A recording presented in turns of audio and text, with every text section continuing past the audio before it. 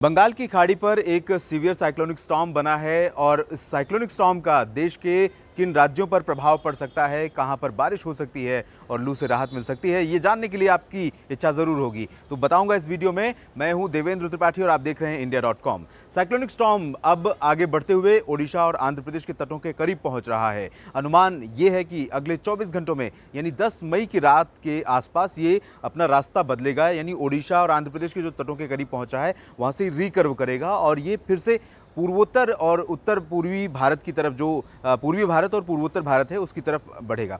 तो जाहिर है इसका जो इम्पैक्ट है वो भारत के पूर्वी तटीय क्षेत्रों में आंध्र प्रदेश, ओडिशा, इन सभी भागों पर दिखाई देने लगा है। साथ ही साथ उत्तरी जो कोस्टल तमिलनाडु है इंक्लूडिंग चेन्नई, इन भागों पर भी बारिश अब शुरू हो चुकी है। और मैं आपको बता दूं कि इस सिस्टम का असर पुदुचेरी तक दिखाई दे रहा है, लेकिन कल से जब ये थोड़ा सा और उत्तर पश्चिमी दिशा में पहुंच जाएगा और रिकर्व करेगा तो coastal cities of north Tamil Nadu will become dry again. लेकिन कोस्टल आंध्र प्रदेश की सिटीज में यानी नेल्लोर से लेकर जो साउथ में है श्रीहरिकोटा, और इसके बाद हम उत्तर में चलेंगे तो कलिंगापट्टनम और विशाखापट्टनम, इन सभी भागों में अगले 24 से 48 घंटों के दौरान काफी ज्यादा बारिश होने की संभावना है।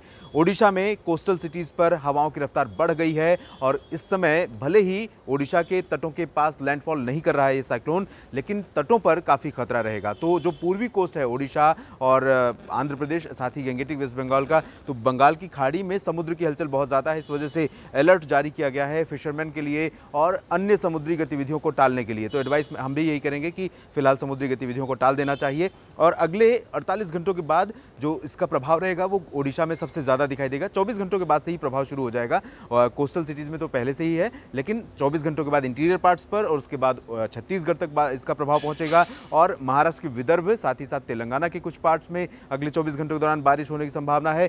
मध्य प्रदेश के पूर्वी इलाकों पर भी बादल पहुंचेंगे और बूंदाबांदी कहीं कहीं पर हो सकती है, ज्यादा बारिश की संभावना नहीं है। तो ओवरऑल अगर हम देखें तो सेंट्रल इंडिया में ओडिशा सबसे ज़्यादा प्रभावित होगा, साउथ इंडिया में आंध्र प्रदेश सबसे ज़्यादा प्रभावित होगा और उत्तरी तमिलनाडु, और उसके बाद हम ईस्ट की तरफ चलेंगे, पूरब की तरफ, तो यहाँ पर गंगेटिक वेस्ट बंगाल के साथ साथ उप हिमालयी पश्चिम बंगाल और साथ ही साथ झारखंड, बिहार, ये सभी राज्य सबसे ज़्यादा इस साइक्लोनिक स्टॉर्म से प्रभावित हो सकते हैं। तो कह सकते हैं कि भारत के लगभग 7-8 राज्यों पर ये इनडायरेक्ट रूप में इंपैक्ट डालने वाला है साइक्लोनिक स्टॉर्म आसनी। पूर्वोत्तर भारत में भी कई राज्यों में बारिश होगी और इंक्लूडिंग मैं कह सकता हूं कि उत्तर प्रदेश के क्षेत्रों पर भी मेट डिपार्टमेंट की तरफ से जिस तरह का प्रोजेक्शन बताया जा रहा है उसके आधार पर पूर्वी उत्तर प्रदेश के तमाम इलाकों पर भी हवाएं आर्द्रता वाली आएंगी बंगाल की खाड़ी की तरफ से इसी साइक्लोन के चलते, और यहां तक कि उत्तर भारत के इलाकों में इंक्लूडिंग दिल्ली, एनसीआर, इन भागों पर भी इन हवाओं का असर दिखेगा। लेकिन 48 घंटों के बाद मैं कह सकता हूं कि यहां पर असर दिखाई देगा 11 मई से, और इन हवाओं के कारण हो सकता है कि थोड़ा बहुत मौसम बदले, लेकिन